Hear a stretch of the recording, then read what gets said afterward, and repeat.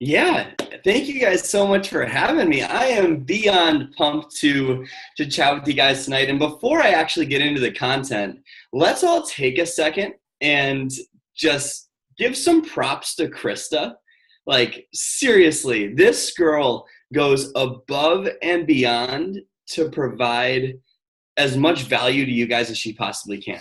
Like in messages with her, she wants you guys to succeed so incredibly bad, and she's doing everything she possibly can. So I think it's really important that we all just take a second, throw some in the chat box about just something you're grateful for with Krista. She's seriously an amazing leader, an amazing human. I just think that we should all take a second and just appreciate her because she's pretty damn badass, isn't she? So Krista, am I good to go with the content? I'm good to start off and get rocking and rolling. Okay. You're set. So, guys, I'm going to talk. What's that? What'd you say? Say something? No, we're good? Okay, cool. So let's get rocking and rolling. Can you guys hear me okay? Give me a thumbs up if you can hear me okay. Everyone good? Awesome. So I'm pumped to talk to you guys tonight. This whole mindset mastery thing is really something that's been near and dear to my heart for a really long time. I found myself in a situation in my business a couple of years ago where it felt like, give me some nods if you agree, like it almost seems like no matter what you try, it just doesn't seem to work. Or like some other people have this secret formula and like they're doing everything and you're doing the exact same stuff. Sorry, can I swear? There's kids. Like the exact same stuff that they're doing, and you're wondering like, why isn't it working for me? Or it just seems like you're missing something, or like your best effort isn't good enough. And that's how I felt for a really long time. And I thought for the longest time it was the strategy that I was applying. It was the day-to-day, the tactics that I was applying. And are those things important? Absolutely. They are super important because you can have the best mindset in the world and apply the wrong strategy and it won't work. But 99% of the time, it's what goes on between your ears that prevents your business from actually taking off and actually exploding, because we come up with these stories in our mind that prevent us from applying the tactic or the strategy the best way that we possibly could, or we create some sort of self-sabotage. So what I want to talk to you guys about tonight is exactly that. How many of you, we're going to talk about first our past, and we're going to get right into the deep stuff right away. How many of you have a bullshit story about your past that you just know is limiting you in some way, shape, or form? There's something about your past that you just think might be grabbing you and holding you where you are. So I want to talk very boldly and very directly. Whatever your past is, whatever you've gone through, no matter the experiences you've had in any way, it does not determine the future of your life. It doesn't matter if you've been in business for years. It doesn't matter if you just started off as a coach. It doesn't matter at all. It doesn't matter if you made bad choices. It doesn't matter if you've been a bad parent. It doesn't matter if you were beaten as a kid. It doesn't matter if you're broke. It doesn't matter if you're a millionaire. Doesn't matter. Your past does not dictate your future, but it can provide you with extremely valuable lessons on how you can pursue your life. So my question for you starting off this call is, how have you used your past, whether recent or years ago, to limit your abilities and what you're capable of in your business? Have you used things in your past to build up a story about why you're not capable? There's a distinct difference between people who have taken their past and made it mean something, and made it mean something empowering, versus people that take their past and become victimized by it and be held in one spot by it.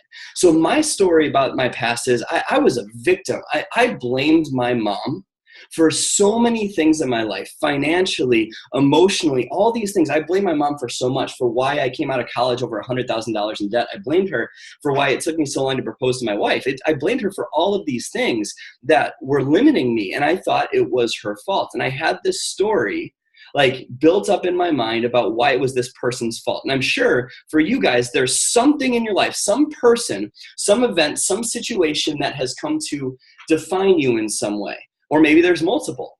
But I want you to really think about that as we go through this call, because I had to change what that meant to me. And I got a ton of content on this call for you guys to help with that.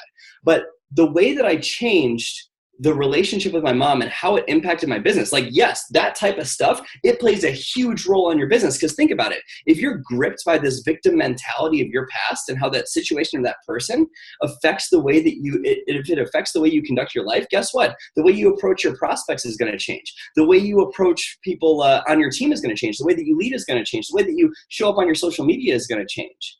I had to change what my past meant to me. And I had to open up my heart to changing my life. So guys, if you see closing your heart to these people, these situations, to believe this fake story does not protect you from bad things from happening in your life. All it does is keep out the good. If you build up walls to keep out the bad because you have a difficult past, you also build up walls to keep out the good. So what I want you guys to do right now is just in one word or a couple of words, write down on a piece of paper any sort of victim mentality that you have about any aspect of your life, anything from your past that you blame. And understand something really clearly. Write that down and understand something really clearly. Your story about your past, it might have been true. That story about the bad situation, the mean person, whatever it is, it might have been true, right? My story was very true. It's not about if it's true or not. It's about not letting that story limit your future. See, you don't control what happened. You don't control what someone said, how someone yelled at you, what they did to you. You don't control the past situations, but you do control what it means to you. You control how you respond to it. What part of you feels good by giving yourself a way out of responsibility because of that story? Right? So take a look at your life and realize that every single part of your life is happening for you, not to you. Every single part of your past is a message, a lesson, a gift that you can grow from. If you view your past that way, you can use it to change your future instead of being stuck there. We think it's the strategy, the tactic, whatever it is in our business, but there are these grips, these inner conflicts that we have to get through if we want any of this to change. You need to understand that and write this in your notes. Life is always happening for you and not to you. Everything you face, it is just feedback for an area of your life that you need to grow from. And you're going to have to accept this as truth and reality to move on to a more compelling future. You need to take that leap of faith. You are the one that's responsible. It's not your mom, your dad, whoever that person in your life is. It's not their responsibility. You are responsible for your future. So we need to face the facts and accept that responsibility. It is not easy to do that, and it's much easier to teach than it is to do, but it's so much better when you do that. So I want to ask you, how are you using your past to protect you? Is it actually preventing amazing things from coming into your life, right? Like an example, if you messed up building up your business in your past. By the way, how many of you guys have totally screwed up like building your Beachbody business in some way? Like just totally bombed on something where something didn't go your way, or maybe you wanted to hit a rank or a certain goal by a certain time and you didn't hit it, right? How many of you guys have done that? That's a great example of a story, right? You messed up building a business in the past. You didn't do too well, whatever it is. So you convince yourself that you're incapable of doing it in the future. So even if you know what to do and who to reach out to, you won't do it, or you won't do it nearly as well, or you'll sabotage the results and half-ass apply it, right? And even if you do, it won't have the same energy as it should, so people don't join you, right? Is that sounding familiar in some way? Having a victim mindset isn't a problem you're stuck with. You're not broken, and no one needs to fix you, right? Having a victim mindset is something that we've trained ourselves. I'm not claiming that you do have a victim mindset. I'm saying that if you use a situation from your past to hold you, that is something you've trained yourself to do to keep you safe. It gives you a way out of real responsibility for the future you're going to live. So let me ask you a question. Who do you blame in your life? Who do you blame? Who is that person or that situation that you blame for why you're not where you want to be? Or who do you give credit to for why you are where you want to be? Write down all of that. Who is the person or that situation that you blame? And I want you to write down all of the crap that you had to deal with because of that person. I talked about my mom a couple minutes ago, right? I can go on and on about that story. You'll hear me talk about it all the time in my trainings. But who's that person or that situation for you? And to make this empowering, what did it create within you? If you're going to do this, if you're going to take a look at that person, that situation, whatever it is, and we're going to blame them for why we are where we are today, then we also have to give people credit for all the good shit that came out of it too. I had to go through this process with my mom, and it was hard, but I had to learn something. Without my mom, I wouldn't be so driven. Without my mom and seeing the daily screaming matches growing up and the fear that it gave me about proposing to my wife, I wouldn't be such a great spouse today. Without my mom, I wouldn't be hungry for greatness just as much as I am today. Without her, I wouldn't be the man I'm proud to be. So all that shit that happened growing up, it was real, it happened. But I changed what it meant to me. Instead of making it hold me back, I chose a meaning that empowered me. I chose to be grateful that it happened. And that's hard to do. But you need to be grateful that that situation happened in your life. And it's easier said than it is to do. It's easier to teach than it is to do, right? But I'll tell you about an opportunity at the end of this call that can help you with that. But our lives change when we realize that the people from our past are exactly who we needed them to be. Not that their actions are okay, but they were exactly who they needed to be to turn us into someone that we are today. So who was it for you? Who do you blame for staying back or holding you back? If it's not a person, it's a thing or an event. Maybe it's multiple people, multiple events, whatever it is for you. Who do you give credit for your lack of circumstance or your circumstance? What do you blame them for? What do you see that's wrong with that? And then coming out of this call, I want you to answer the question, what did it create within you? What drive did it create? What hunger did it create? See, if it wasn't for those situations, you wouldn't be who you are today. And we need to start to see it that way and start to practice gratitude around that stuff. So for you in your life, looking at your past, just write this down and understand coming out of this whole idea. If you're going to give credit for all the bad stuff in your life to one person or one event, you got to give them credit for the good stuff too. Your life will change when you become grateful for the negative events of your past. So take a second and realize that you went through it for a reason. You're not a victim to it. It crafted you. It molded you. It sculpted you. It created you. And when you can see those tough situations as gifts and blessings that crafted you, it'll change your life, and even cooler, it will change your entire relationship with that person. Before, I had a negative relationship with her, with my mom that I'm referring to. Now, and I'm not going to lie and bullshit you, there's still some tension there. But now I actually find myself wanting to be around her, wanting to become part of her life because I changed what it meant to me. So what if that person or that situation played the exact role they needed to play? What if they loved you in the only way they knew how, the best way they knew how at the time? And what if instead of it was them trying to hurt you, it was them trying to love you in the only way they could? Could it benefit you and them to have some compassion instead of hatred or anger? What if you chose forgiveness towards that person instead? How would your life change? How would your relationship with them change? Not just your business. How would your life be different if you chose forgiveness instead of letting that situation grip you? And I wonder something even deeper. If that situation or that person didn't happen in your life, would you be on this growth journey, this business journey, this relationship journey that you are right now? What if their challenge they gave you was the biggest gift that you've ever received in disguise? What if it was happening for you this entire time? What if it was guiding you towards the life you were meant to live? Could it be possible that the worst days of your life were actually the most powerful in terms of the lessons that we can choose to learn from them? So as you look back upon that situation now, that worst situation, can you think of any moments from your past in any ways that those things had a positive impact on your life? Because it probably has. As much as you hate to admit it, it created something. And just remember that if that person from the past or that situation if it still hurts, it still sucks, it's only because of the meaning you're giving to it.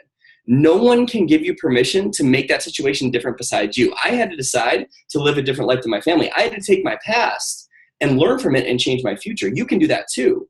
You're never going to end up like your past unless you decide to, unless you live there. It's your choice. Jim Rohn said, it's not the blowing of the wind that determines your life's future, but it's the set of your sail. I'm sure you guys have heard that. Have you guys ever read Growing Your Network Marketing Business by Jim Rohn or listened to it on audio? It's incredible. It's not the blowing of the wind that determines your life's future. It's the set of your sail.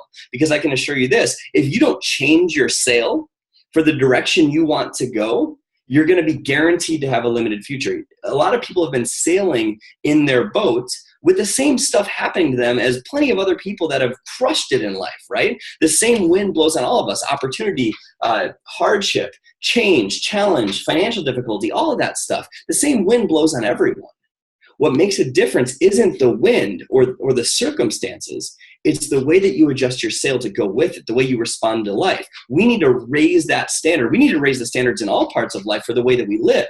So, question for you.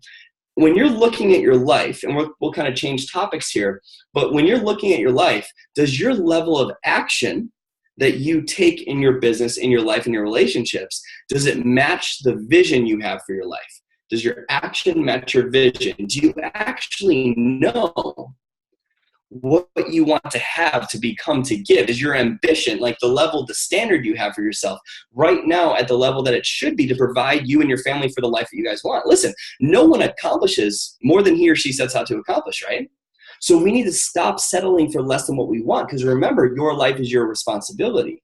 That means that you decide and no one else. We need big things to strive for. And for a lot of us, getting over that tough situation from our past is something to strive for. But beyond that, within our business, within our life, we need things to strive for. And oftentimes we don't feel motivated by our goals because our standards and ambitions are way lower than they need to be to achieve the dreams that we want to achieve.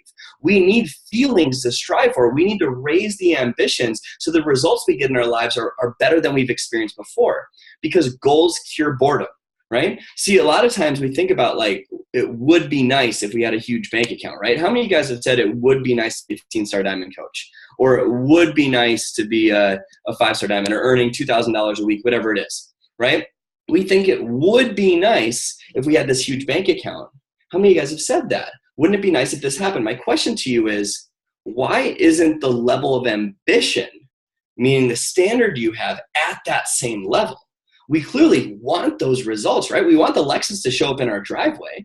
Then we need to raise our standards. It's literally that simple. We have to raise our ambitions. Write this down. We all get what we have to have.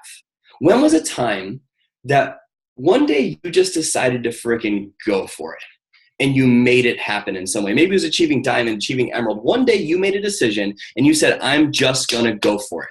Do you remember a time when you set your mind to something and you went for it like that? Maybe it was saving up for a car. Maybe it was a vacation. Maybe it was the next level in your business. Whatever it is, you just said, you know what, I'm going to make that happen. And you made it happen, right? You found a way to make it happen. And even if you came up short on the goal, you are proud of who you became in the process. That is because your would be nice became a must. It's when you leveled up your standards, your ambitions, to decide to make it happen. So I'm going to be totally real with you. The reason, if you do lack initiative in your business, I'm not saying you do, but if you do, the reason a lot of us lack initiative is because we don't think we're worth very much. Let that sink in for a second. If you lack initiative, it's probably because you don't think you're worth very much. You don't think you're capable of greatness. The price tag that the world puts on you is the same price tag you put on yourself.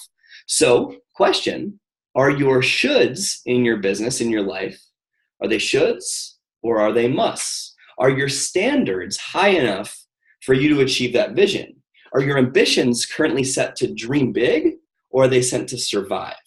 Think about it, how that plays out with your business. We need to dream bigger. So chances are that if your current circumstances right now, chances are that your current circumstances right now have a lot to do with what your current ambitions are. And I wonder, who are you modeling your ambitions after?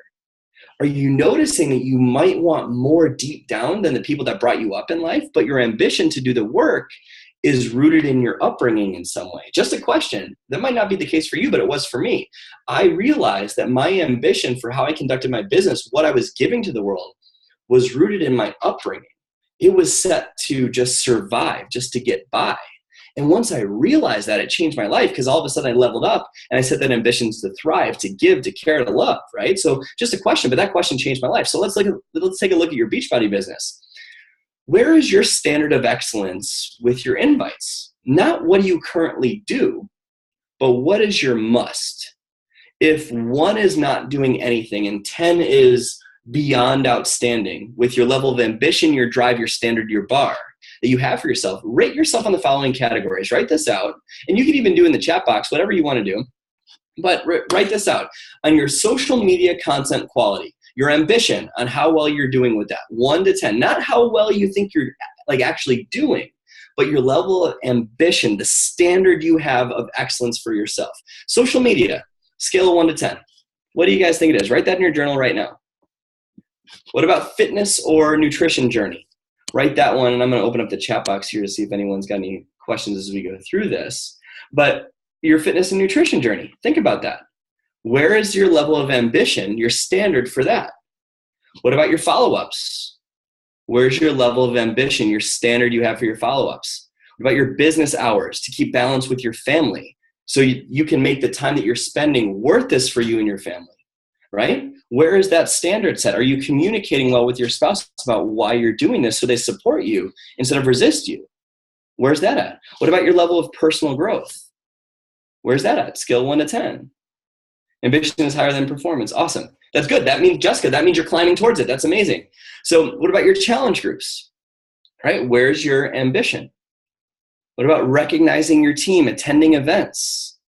And overall, if you were to give a number for your overall standard of excellence that you have for your business, the way you conduct everything, what is that number? Your standard of excellence right now, what is that number? Everyone type your number into the chat box right now. What is your number? And be honest, this isn't a judgment place. This is a place where we're going to help each other. What is your number to indicate, to indicate your level of ambition for your business overall? Let's see some numbers in the chat box. 10. Awesome. Love it. Got an 8. What else we got? Be honest, guys. Give me a couple more. She wants it bad. I love it. What else we got, guys? 6. Elena, awesome. Eleni? Eleni? I'll get it after in the question and answer session. I love it. Okay. So this number that you guys have, that is an indicator of why you are where you are. It's just being totally honest. That number is an indicator of why you are where you're at. Here's the point of all this. Your ambition leads to ritual. What do I mean by that? Meaning that someone who scores a 4 out of 10 in, let's say, social media ambition is going to have a very different set of daily actions than someone who scores a 10, wouldn't they? Right? The person that scores a 4 in ambition lives in fear, doesn't put energy into the way that they ask people in their posts, right? They do more toward the minimum just to get by.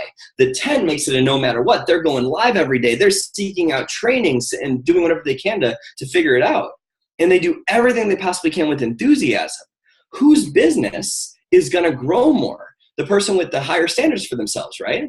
So take a look at your numbers and where do you want them to be? Obviously, everyone here wants it to be a high number. And so if you're looking at that gap, let's say you're at a 6.5 and you want it to be a 9. What ambitions do you need to instill, or not what ambitions, what rituals do you need to instill in your life to bring that number up? If you raise your standards, you can change this. You need to do it with everything you possibly can. You need to be generous with the energy towards these actions, which brings me to my next point of this call, which is giving. And not in the traditional donating to charity kind of way. I'm talking about the level of ambition you have with how much you give of who you are to your challengers, your team, your family, and your business. How real are you? Or do you blow smoke up people's ass, right? How much do you give of you? Wouldn't you agree that we feel the best when we give to other people, right?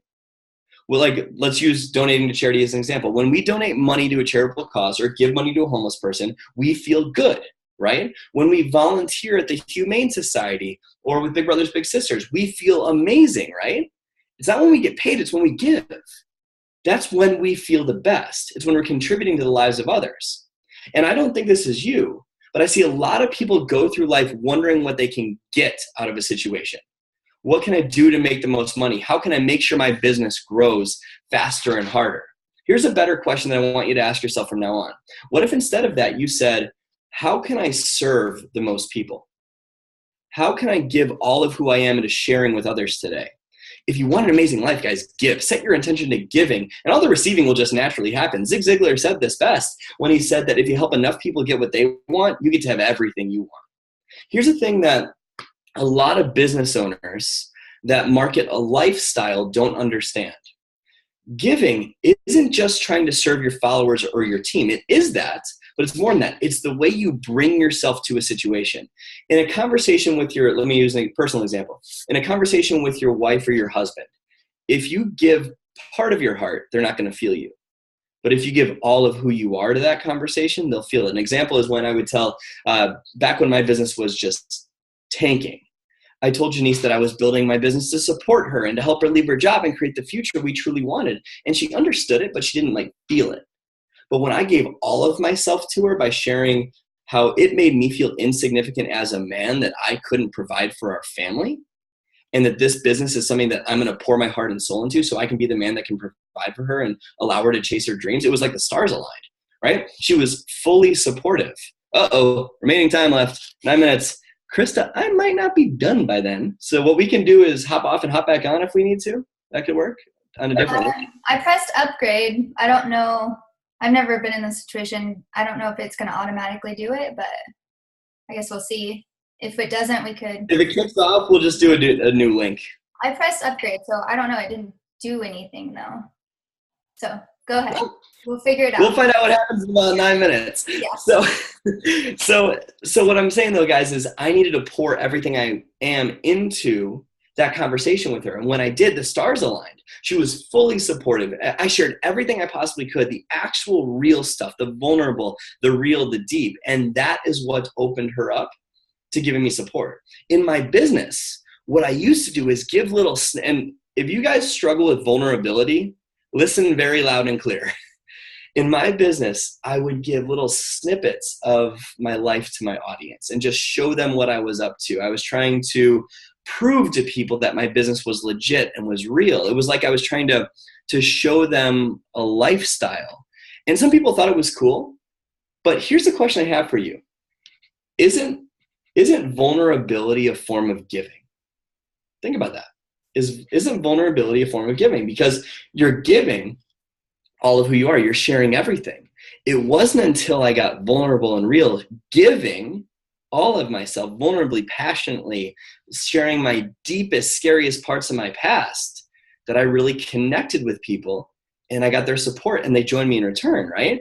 Because people will relive their memories that can relate to what you're sharing, right? So the key is not just to give your time, energy, money, and emotions. It's to give all of who you are to everything you do. When you do that, people will feel you. If you've been afraid of sharing vulnerably on your social media in any way, that is you saying, I am not going to give to people today. That is you holding back and saying, I'm going to try to manipulate this Facebook Live. I'm going to try to manipulate the way I post to try to get people to think that my life is amazing so they join me. But when you give, when you're vulnerable, when you're real,